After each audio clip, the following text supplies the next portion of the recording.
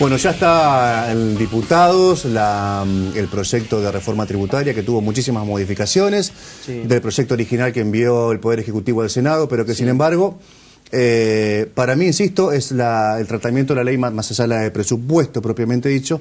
Obviamente será por muchos años y meses el debate por la ley más importante. Federico Gianro, buenas noches. ¿Qué tal? Buenas noches, Héctor. Yo digo siempre el tema de agenda pública más importante en este momento en la provincia de Santa Fe, por lo menos. La coyuntura amerita eso, discutir recursos. Y no es por ser jactancioso, pero cuando estábamos cerrando el Zona Crítica 2011 y hablábamos de lo que se iba a venir, por aquí iban, digamos, los conceptos, los términos, ¿no? En el marco de lo que se avisoraba esta discusión por los recursos, por el dinero, ¿no? Como decís vos, este proyecto entró esta tarde en la Cámara de Diputados, en la sesión que hubo, muy breve, apenas para darle ingreso, derivarlo a 3 comisiones, asuntos comunales, por lo que le compete a los ingresos que le corresponderían a municipios y comunas, presupuesto y hacienda, y asuntos constitucionales y legislación general, que son las dos últimas que mencioné, las 2 comisiones más importantes por las que pasan la mayoría de los temas. Todas con mayorías del PJ, Federico, ¿no? Sí, las mayorías se replican en proporción a lo que es la propia conformación de la Cámara, ¿no? Está claro. Las presiden, bueno, en el caso de asuntos constitucionales la preside Silvia de Césaris, en el caso de Comisión de Presupuesto la preside Marcela Eberhard, que ha tenido la posibilidad de charlar con nosotros hace algunos programas. Y bueno, y así después las conformaciones se van dibujando o replicando las proporciones de manera igual como está compuesta la Cámara de Diputados, que tiene una mayoría de 28 justicialistas, 7 del PRO, Unión PRO y el resto del Frente Progresista. Muy bien. La principal novedad respecto de esto no fue el ingreso propiamente dicho, sino el acuerdo al que llegaron los 9 bloques justicialistas de convocar para la semana que viene, en lo posible, y si no lo antes posible, al propio ministro de Economía, Ángel Seara, para hablar con él sobre este tema. Para que vaya y bueno, y en todo caso explique algunos puntos que los diputados necesitan evacuar dudas, pero yo creo que la información muchas veces puede aparecer de muchas maneras. El signo político, el dato político de esto es, queremos que venga el que nosotros consideramos que es responsable de una serie de situaciones que nosotros criticamos o denunciamos. Bien. Esa es la lectura política que se puede hacer de esta convocatoria a Ángel Seara por parte del peronismo en diputados. Que podemos compartir, ¿no? En términos generales, me parece que está... Como planteo político. Claro, como planteo político. Sí, como planteo político. No en sí lo que por ahí pueden llegar a criticar o cuestionar los diputados peronistas es bastante discutible en algunos casos, como política de gasto, como concepción ideológica de lo que es el Estado y la administración de los recursos. Sí, la movida política, como vos decís, puede entrar dentro de cierta lógica, por lo menos, y algo ciertamente esperable. Hoy, por ejemplo, por poner un ejemplo, te interrumpo un segundo, Leandro Busato decía que los peronistas que hablan de gasto público en realidad tienen una visión muy vinculada a la visión ideológica de los 90, ¿no? El gasto público es dañino, es malo, endeuda, etcétera. Y que hablar de el gasto político, del gasto de la política, esto de un montón de asesores que supuestamente tendría el gobierno, es una chicana política. Así que, digamos, lo blanqueó Leandro Busato. Sin embargo, dice, vemos absolutamente necesario que Seara esté para que nos explique otras cuestiones que sí son estructurales. Como por ejemplo estos puntos que va a mencionar ahora el diputado Darío Macioli, que es el presidente del bloque del Frente para la Victoria en la Cámara de Diputados, que nos confirmaba esta noticia que nosotros estamos dando y aparte explicaba por qué considera necesario el peronismo de la Cámara de Diputados que vaya Ángel Seara antes de que se trate la reforma tributaria. Vamos a verlo.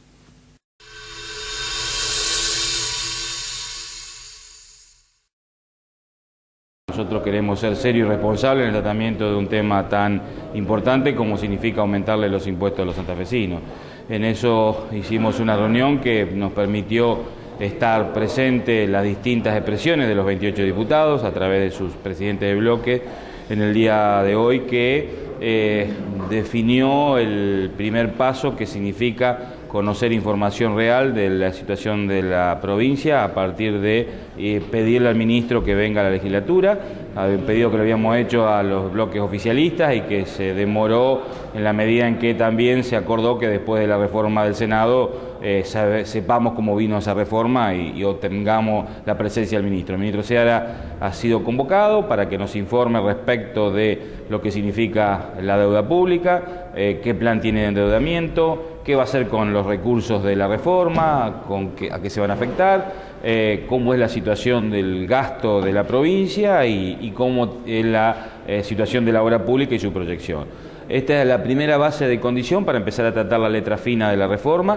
que obviamente hoy tendrá derivaciones a las comisiones y que en esas comisiones estableceremos los mecanismos donde las opiniones de los diputados del peronismo van a lo mejor de una punta a la otra, pero eso no quita que el peronismo pueda unificar posición respecto de un pensamiento en común, incluido el Partido Justicialista, para que por lo menos el grueso de los diputados tengamos un punto de arranque y de base sobre el tema del tratamiento de la reforma. En cuanto a la calidad de lo que llega del Senado, si tuviera que calificarla como bueno, muy bueno, regular o malo, ¿qué le pondría? No, la verdad que no se puede hacer esa calificación. Nosotros queremos ser serios respecto de lo que significa un recurso para el gobierno provincial, donde nosotros le habíamos pedido a los senadores que nos incorporaran a los diputados en un análisis común para tener en principio menos tiempo y uniformidad del peronismo respecto de lo que significa la gestión de gobierno y lo que le damos como recurso al gobierno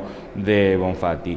Eso los senadores tuvieron su propia interpretación, hicieron su propio análisis, sacaron las cuentas desde su propio territorio y lo que nosotros vamos a hacer es justamente sí invitar al tema de las autoridades partidarias para que nos defina el pensamiento del peronismo y obviamente vamos a analizar algunos tópicos del proyecto que cada uno tiene un poco de interpretación.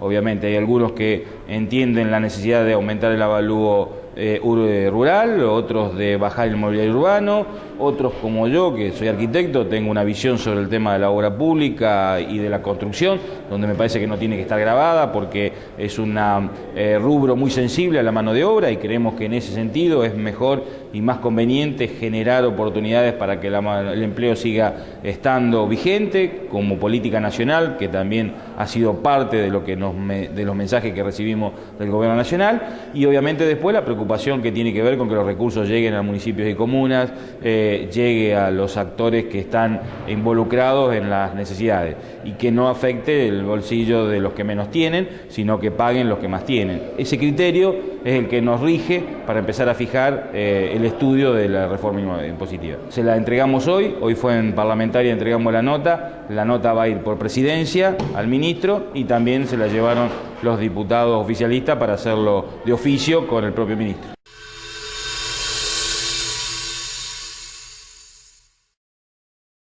Ahí lo escuchábamos al diputado Darío Mascioli dando cuenta de lo que nosotros comentábamos, cuál va a ser el trámite a partir de ahora.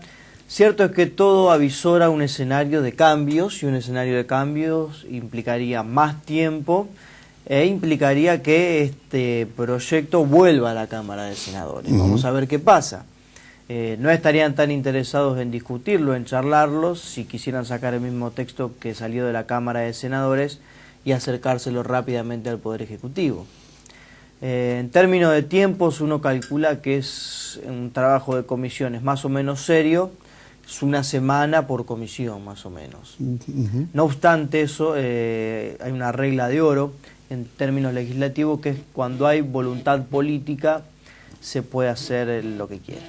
Muy bien, ¿llega algo más, Federico? No, hay que esperar. Los tiempos son estos. Yo les expliqué en el programa anterior, o hace un par de programas, los números claves para esto, ¿no? Sentando a 26 legisladores, diputados, incluyendo al propio presidente, se estaría en condiciones de comenzar a tratar el proyecto. Eso es el quórum reglamentario de la Cámara de Diputados, la mitad más uno. Una vez que estén estos 26 legisladores, siempre y cuando los votos negativos no superen a los positivos al momento de tratarlo, esto puede salir aprobado por mayoría simple. Y no importa que las abstenciones, abstenerse es sentarse, dar el quórum y en todo caso al momento llegado a ese asunto puntual, decir yo me abstengo de votar, fundamentar la abstención en todo caso, pero una abstención no es ni un voto a favor ni un voto en contra, simplemente es casi una habilitación desde el momento que se da el quórum. Pero no es dar una manito importante. Es dar una mano importante, es cierto, pero bueno, es para los que no están tan decididos a decir que no ni a decir que sí. Es verdad. Pero quieren brindar alguna suerte de apoyo. Y con la mayoría simple, reitero, mayoría simple de votos, esto podría tener sanción definitiva en caso de que se traten diputados y que el texto sea el mismo que el que salió del Senado. Muy bien. Cecilia de Barrio Alfonso dice que la policía muy pocas veces entra al lugar para patrullar, para dar con los delincuentes que hacen zozobrar a la población de Santa Lucía, de Barrio Alfonso, de Barrio San Lorenzo. Nos llega a través del mensaje de texto que ya vemos en pantalla. Ustedes pueden opinar en Zona Crítica sobre lo que le pareció la primera entrevista que dábamos cuenta, que les ofrecíamos acerca de esta situación en el barrio Santa Lucía. Y además nos dice a propósito del proyecto del senador Enrico, que aprobó el Senado en el día de hoy, a la tarde. Enrico estuvo en este programa. Sí, lo explicó. Fue primicia. El mismo día. Fue primicia y usted me lo verdugueó. No, sí. No lo verdugué, lo tratamos bien. Sinceramente, nunca pensé que iba a prosperar. Sinceramente, nunca pensé que iba a prosperar. Voy a tratar de ser amable, ¿no? El proyecto, que a mi criterio sigue siendo un proyecto bastante fascineroso, el proyecto de ley del senador Enrico. Algunas personas se preguntan, está bien, pero los delincuentes entran, lo mismo de siempre, ¿no? La muletilla de siempre de Doña Rosa, entran por una puerta y salen por la otra. Bueno, pero no vaya en contra de Doña Rosa. No, yo voy en contra de ese sentido común que muchas veces se transforma en fascineroso, Federico. El sentido común es siempre de derecha, Héctor. No sé, por ejemplo, Antonio Gramsci desarrolló la idea del sentido común hace muchos años y fue una persona que lo veía desde las izquierdas, así que podemos disentir en este sentido. La cuestión es que probablemente en Zona Crítica de hoy hablemos con el ministro de Justicia, Juan Lewis, para conocer a priori, tras algunas horas después de sancionado en el Senado, su opinión acerca de este proyecto de ley.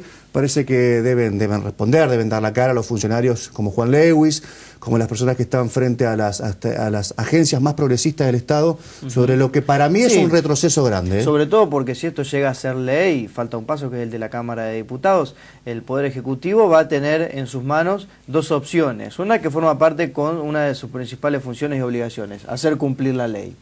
Y la otra tiene que ver con vetar, la posibilidad de vetar esta ley, ¿no? Bueno, después de la pausa y antes que termine Zona Crítica intentaremos hablar con Juan Lewis y también vamos a tocar volver sobre el tema Maldonado, el abogado acusado de estafas, se presentó en la justicia, fue indagado. Cómo sigue el expediente te lo contamos después de la pausa.